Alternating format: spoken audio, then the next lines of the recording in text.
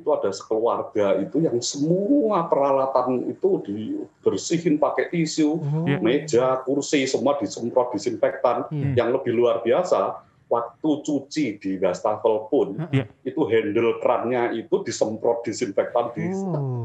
Gila. Jadi ketakutannya sampai sejauh itu. Nah, menurut saya kalau sudah ketakutan seperti itu, ya makan di rumah aja. Iya sih. Iya bener sih Pak. Betul dong. Bagaimana caranya kita mengendalikan kecemasan kita? Naikin dong maskernya Jo. Harus Sudah waspada. Bapak. Sudah Bapak. Naikin sampai ke mata.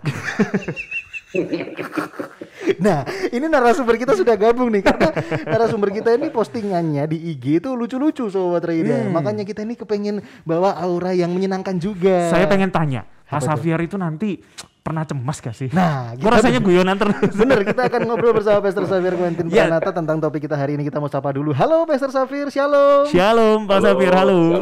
Puji Tuhan, kita sudah jumpa di hari ini. Gimana kabarnya Pastor, baik? Baik. Puji Tuhan. Puji Tuhan. Jadi rutin loh Sobat Raida, kalau Anda follow Instagram Pastor Xavier tuh postingan lucu itu pasti ada. Instagramnya di mana? Ada nanti, Anda cek aja, saya lupa. Saya teaser dulu ya, di Xavier_QP. Nah itu, terus ada acara-acara atau konten-konten IG Live bersama orang-orang yang luar biasa. Ada dokter. Dari berbagai jenis bidang ya. Jenis bidang pekerjaan. Ya. Ada yang barista, yang minggu depan katanya barista. Terus sebelumnya ada dokter. Oh nanti malam. Nanti malam barista. Terus ada yang dokter. Wah, jadi seru banget ya. Hari ini Pastor kita bicara tentang waspada yang menuju ke rasa cemas. Bukan waspada tentang cemas ya. Iya. Jadi kan hari-hari ini mungkin banyak yang ngalami ya Ju ya. Iya. Waspada gitu ya. Saya waspada mau keluar rumah, hazmat, masker. Bener. Saya waspada daripada susu itu habis, saya mau beli yang banyak. Susu apa itu ayo? Saya tahu. Itu kalah proteinnya sama mie instan loh. Ya itu makanya kan hari ini kita bicara tentang hal itu Sobat Raida ya. Baik. Apa tandanya waspada ya Sobat Raida yang menuju rasa cemas. Tapi Pak Xavier sendiri pernah gak sih Pak merasakan cemas gitu ya? Yang paling Bapak inget deh. Penasaran saya itu. Iya, saya itu cemas kalau berada di tempat tinggi. Oh. Itu bukan fobia ya Pak ya? Mirip ya? Nah iya, istilahnya akrofobia ya. Teknisnya. Tapi saya rasa setiap kita itu pasti punya akrofobia dengan intensitas kadar yang berbeda-beda. Iya. Saya pernah tuh. Saya pengen tahu ini seperti ini ya, Jonathan sama Nathan ini sama-sama kan namanya. Betul. Panggilnya Jonathan aja Pak. Oke. Kalau naik ke tempat yang tinggi, betul ya, lihat ke bawah. Orang Jawa bilang singun enggak itu? Iya, kayak ada yang gimana gitu ya, semeriwing gitu ya. Naik roller coaster. Iya betul. Gimana? Bener. Kalau saya nggak takut Pak naik roller coaster. Saya tutup mata soalnya. Terus gimana Mas Pastor? Nah, jadi sebetulnya yaitu kecemasan saya kalau naik yang tinggi. Nah, saya kasih 2 contoh. Sebetulnya itu kita bukan takut ketinggian. Oke. Tetapi takut jatuh. Betul kan? Iya, benar. Bener ya? Betul. Karena kalau takut ketinggian, saya di lantai puluhan lantai di atas, kalau di apartemen nggak apa-apa tuh. Iya, bener. Tapi coba kalau di menara seluler itu, coba naik ke atas. Takut nggak? Takut, karena takut jatuh. Kan gitu. Iya, betul. Iya. Oh, jadi ya bener ya. Jadi bukan takut ketinggian. Takut jatuh gitu loh. Takut didorong Pak. Siapa sih yang sangat real ini? Yang sangat real ini. Kita semua kalau naik pesawat nggak takut kan? Iya. Bener. Nah, coba naik helikopter wisata. Oh. Saya belum pernah coba sih. Tapi saya takut ketika naik helikopter wisata itu, naik itu menjelajahi Rocky Mountain ya. Iya. Itu yang dari tembus kan dari Amerika ke Kanada itu. Itu kan pintunya dibuka ya Pak? Wisata. Gimana? Pintunya kan kebuka ya, jadi kan bisa melihat ke bawah itu ya. Nah, bukan hanya itu, tapi tubuh depannya itu dari kaca sampai mendekat. Apalagi terbangnya ada ke depan gitu. Mendekati kaki. Nah, apalagi ini pilot kita kan ya agak nakal, tahu kalau bawa turis begitu dinaik turunkan menukik gitu, turun. Itu ada cerita lucunya tuh Pak. Kalau kamu naik helikopter nggak teriak gitu ya, nanti saya kasih $50. Ternyata istrinya yang jatuh. Oh iya. Istrinya jatuh, dia nggak teriak. Biar dapat duit. Iya. Pilotnya berkata hebat kamu. Tapi kan istrinya jatuh. Hampir teriak. Ketika istri jatuh. Ya ampun, luar biasa. Jadi itu ya ketakutan yang Pastor Safir pernah alami, ketinggian atau mungkin takut jatuh gitu ya. Tapi hari ini Pastor kita bicara tentang sikap waspada yang banyak orang sekarang secara sadar maupun nggak sadar gitu ya, beralih jadi rasa cemas dan khawatir yang berlebihan di masa COVID ini, Pastor. Kalau yang Pastor lihat lebih banyak orang yang waspada, maksudnya waspada itu positif gitu ya, atau lebih banyak orang yang cemas, terlalu khawatir. Kalau Pastor Safir melihatnya seperti apa? Kalau secara umum lebih banyak yang masih normal. Baik. Tapi ada sebagian orang yang, sehingga saya akan berkata begini, waspada baik, paranoid jangan. Iya. Oke. Betul kan? Nah, karena ada sahabat saya, Pak Nahason, itu pernah cerita bahwa ketika dia datang ke sebuah resto, itu ada sekeluarga itu yang semua peralatan itu dibersihin pakai tisu, meja, kursi, semua disemprot disinfektan. Yang lebih luar biasa, waktu cuci di wastafel pun, itu handle kerannya itu disemprot disinfektan. Gila. Jadi ketakutannya sampai sejauh itu. Nah, menurut saya kalau sudah ketakutan seperti itu ya makan di rumah aja. Iya sih. Iya benar sih Pak. Betul dong. Betul. Kalau sudah setakutnya seperti itu kan ya bikin risih juga gitu loh. Iya sih. Iya betul. Meskipun restoran-restoran tertentu kita tahu ya, begitu kita datang kita dikasih gelas air panas, sendok garpu kita masukin. Benar, setuju. Betul. Itu mereka yang sediain sih. Jadi kan bagus ya, preventif, tapi nggak berlebihan. Betul. Jadi memang lebih banyak yang masih aman ya kadar waspadanya masih aman gitu ya. Tapi ya mungkin memang kondisi yang makin nggak mudah, jadi banyak orang juga yang makin khawatiran gitu ya Pak ya. Takutnya malah yang misalnya yang kebetulan positif dan itu adalah orang yang khawatiran, itu makin menurunkan kondisi kesehatannya, betul ya Pak? Makin menurunkan imun. Betul. Ya. Betul. Apalagi kalau dia OTG dan dia tidak tahu kalau OTG. Betul kan? Bisa justru bertambah parah. Tetapi kalau OTG yang sama sekali dia tidak tahu dan dia tetap tenang, bergembira, jangan-jangan malah dia lepas.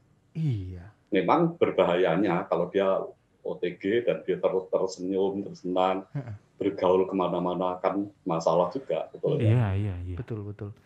Karena seperti cerita kan ada yang MC sudah dinyatakan positif, tapi karena takut kehilangan jobnya dia masih ke sana kemari. Nah itu kan siapa tuh Pak MC-nya Pak?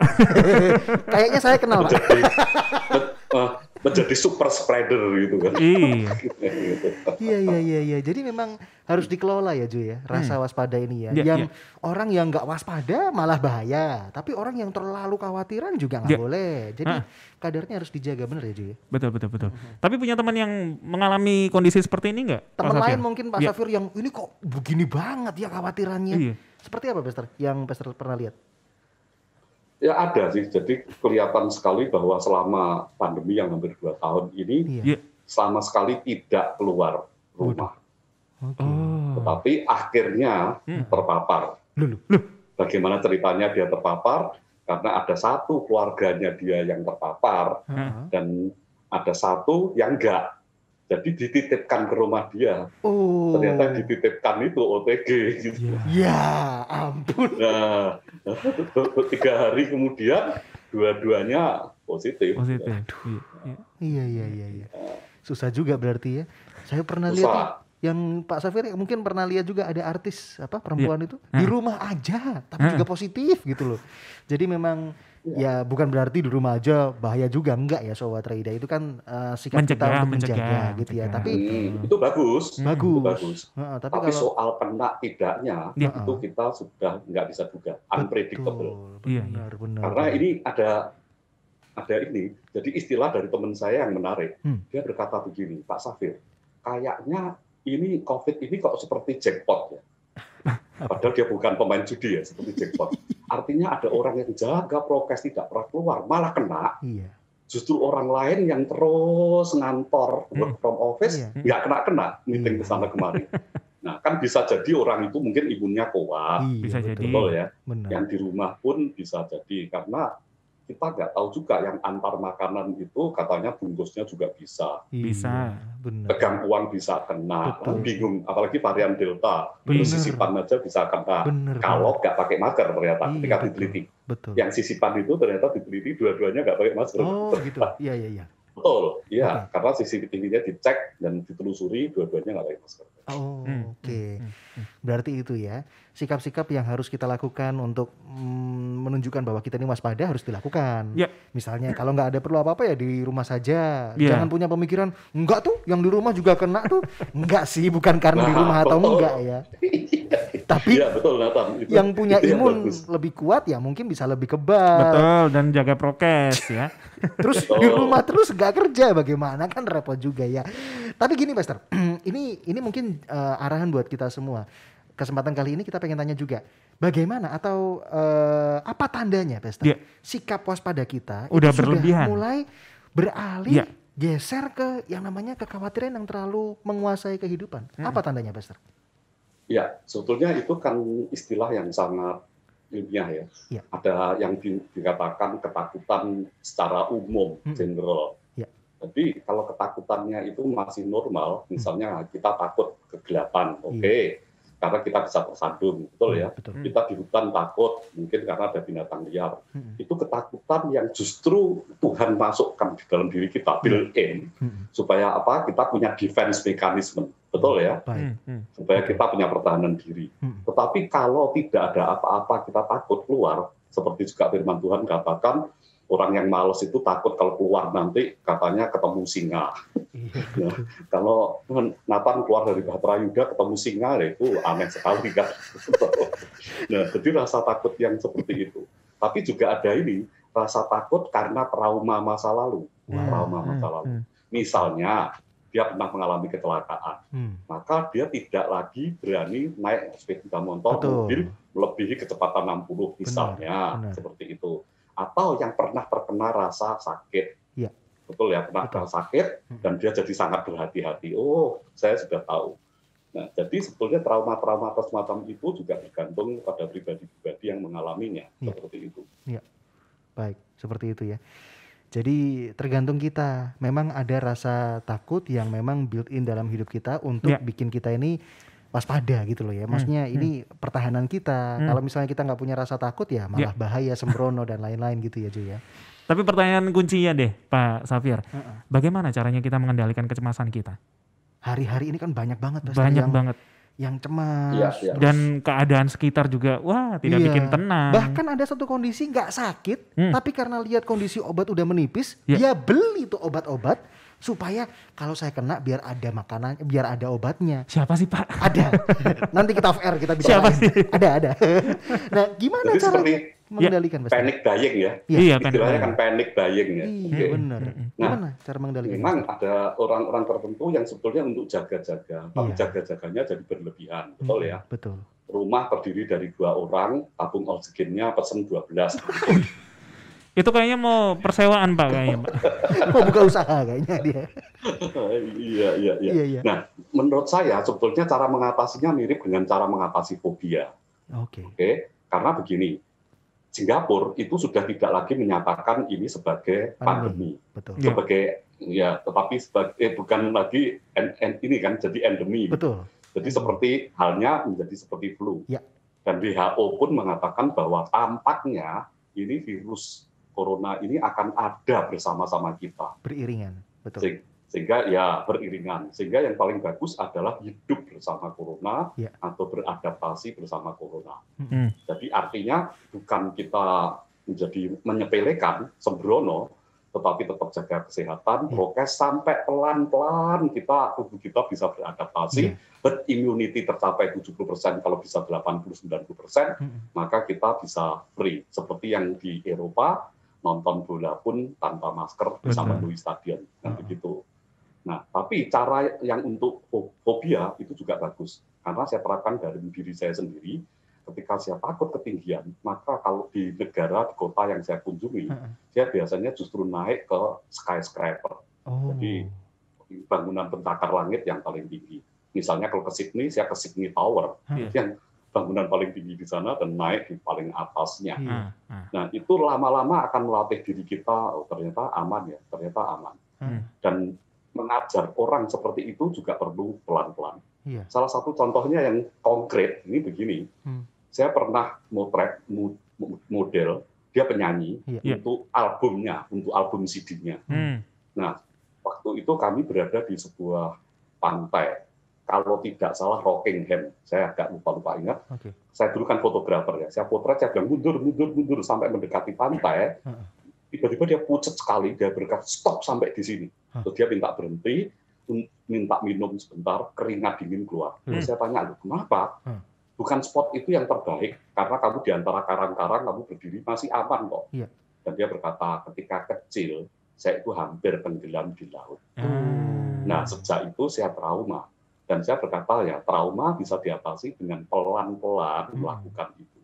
Karena saya pernah ke pusat kupu-kupu, saya lupa di negara mana, itu kebun kupu-kupu. Kan ada orang yang takut kupu-kupu. Fobianya itu aneh-aneh, takut kupu-kupu, dan orang itu diajak untuk ke situ. Pertama kali hanya disuruh lihat gambar mati kupu-kupu itu. Dibiasakan dulu. Setelah itu kupu-kupu hidup yang dikeringkan, yang mati itu dikeringkan. Tapi itu real. Dan selanjutnya baru kupu-kupu yang bisa terbang.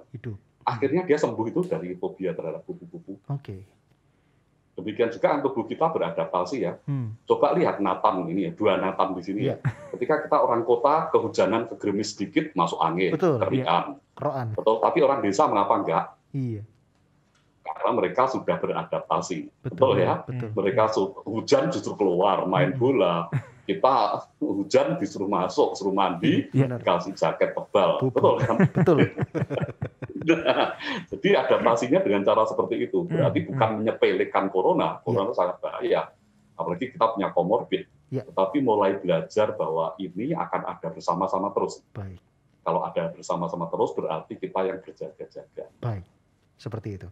Ya, ini penjelasan. Vaksin harus tetap. Vaksin, itu jangan lupa ya. Apalagi sekarang sudah digencarkan terus ya Joy ya. Jadi dari penjelasannya Pastor Safir, jangan kita misunderstanding ya. Misalnya takut tinggi terus ketinggian, takut corona terus deketin pasien corona. Enggak juga ya. Saya mau melatih iman saya nih. Bukan begitu, kan ada di video tuh ya. Ini pasien corona ya. Nah, ini saya hirup nih nafasnya nih. Ya, ada kan? Ini saya hirup nih gitu. Itu bahaya, tapi yang mau dimaksudkan adalah Pastor Safir adalah sadar, kita harus sadar bahwa sadari dulu rasa cemas itu dari mana. Bener, ini memang ada dan banyak prediksi bahwa kita akan hidup beriringan dengan yang namanya COVID-19 dan bagaimana sikap kita, jaga kesehatan kita. Bahkan Om Deddy yang Raja Podcast itu kan bilang 150 menit olahraga setiap minggu itu bisa mengurangi gejala kalau kita kena. Nah itu kan hal-hal yang positif tuh ya. Daripada kita dengerin berita-berita yang bikin hati deg-degan terus. Nah ini ada edukasi-edukasi yang sudah terbukti gitu ya. Benar Pastor Safir ya? Seperti itu ya? Betul. Bahkan kalaupun ini ya, the worst case ya, kalau akhirnya kita terpapar, dan misalnya sudah diobati, akhirnya kita masuk yang 2,5% itu, dan akhirnya kita dipanggil Tuhan, ya sudah, kita nggak bisa campur tangan lagi kan, karena mati hidup sudah bukan di tangan kita. Kalau kita sudah jaga dengan baik, akhirnya toh kita mengalami ya sedih, tapi gimana lagi, betul ya kan? Itu sesuatu yang kita tidak bisa ubah, betul ya? Betul. Yang kita bisa ubah adalah perilaku kita. Karena ada yang berkata, nggak usah divaksin. Toh yang divaksin pun kena juga. Nah, teman saya yang seorang dokter beritahu saya begini, itu kan seperti kalau kita naik mobil, kita pakai seatbelt. Nah, apakah yang pakai seatbelt tidak mungkin kecelakaan? Ya, pasti juga, ya bisa. Tapi akibatnya tidak seburuk kalau yang tidak pakai seatbelt. Kan begitu. Betul. Analogi yang baik. Baik, seperti itu ya memang kondisinya ya. Jadi yang penting bukan karena nggak vaksin, yang vaksin tetap kena. Banyak tuh yang tanya ke saya tuh di tanggal 24 Juni. Nathan kan sudah vaksin 2 kali ya, kok masih kena? Lah terus masa ya saya yang tahu gitu kan. Terus pertanyaan yang paling ngeselin lagi ya Pastor Safir ya. Kena dari mana? Itu pertanyaan yang sulit saya jawab. Kalau saya tahu saya kena dari mana. Itu sama kayak pertanyaan gini ya Pak. Handphone Bapak hilang. Hilangnya di mana? Itu sama tuh. Kalau saya tahu saya kena di mana, saya pasti.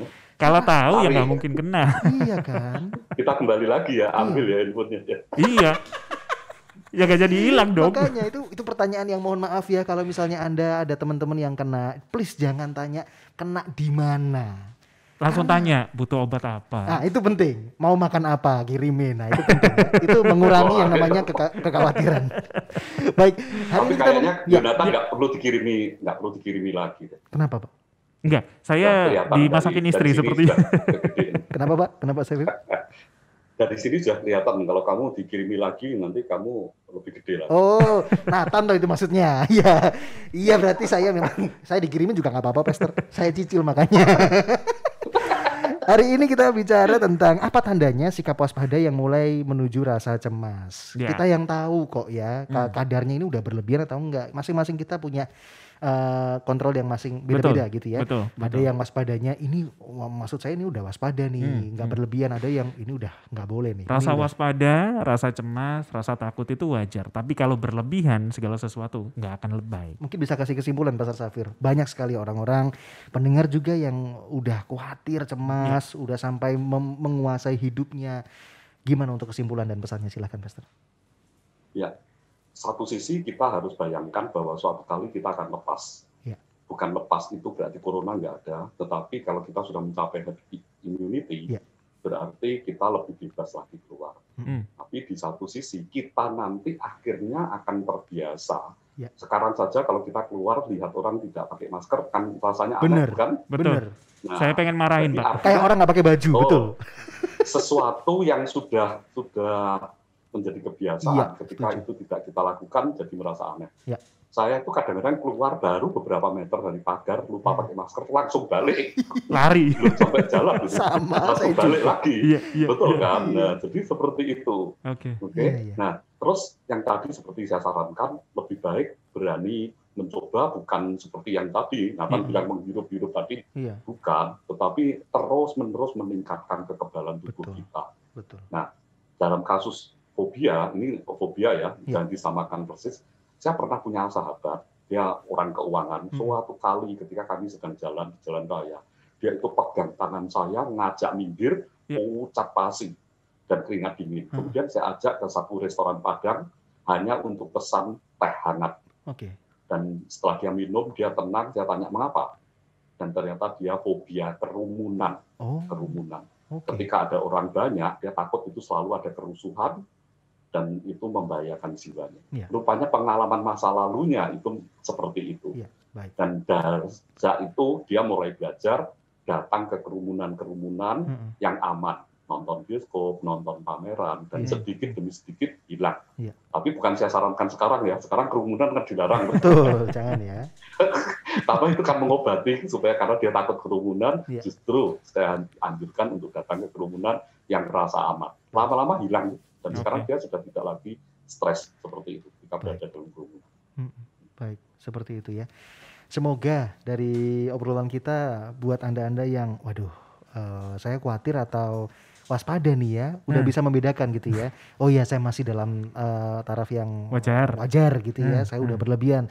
Dan itu kita yang ngerti nih, Sobat Rehidayah. Nggak ada yang ngerti selain diri kita sendiri soal hidup kita gitu loh. Jadi kalau memang ini udah berlebihan ya mari kita kelola dengan baik gitu ya. Dan jangan lupa perenungan akan firman Tuhan, hubungan yang intim akan Tuhan ini tetap harus dijaga. Harus. Baik, tadi yang Jonathan sudah berikan teaser. Nah, ini Jonathan mau sampaikan nih. Apa yang mau disampaikan, Jo? Instagramnya? Anda mau follow? Boleh, silakan ya. Di Xavier pakai X ya, Xavier_QP. Nah, itu follow rutin. Biar jadi 7.000. Biar jadi 7.000 followernya. Habis gitu 10K nanti bisa swipe up. Story-nya bisa swipe up, Pastor. Saya masih jauh. Pastor Xavier, hari ini kita dapetin banyak manfaat sekali dan semoga juga bisa memberkati para pendengar ya, Pastor. Bisa menguatkan juga. You are listening to pujian terbaik yang memberkati 96.4 Bahtera Yuda FM. The sound of faith, hope, and love.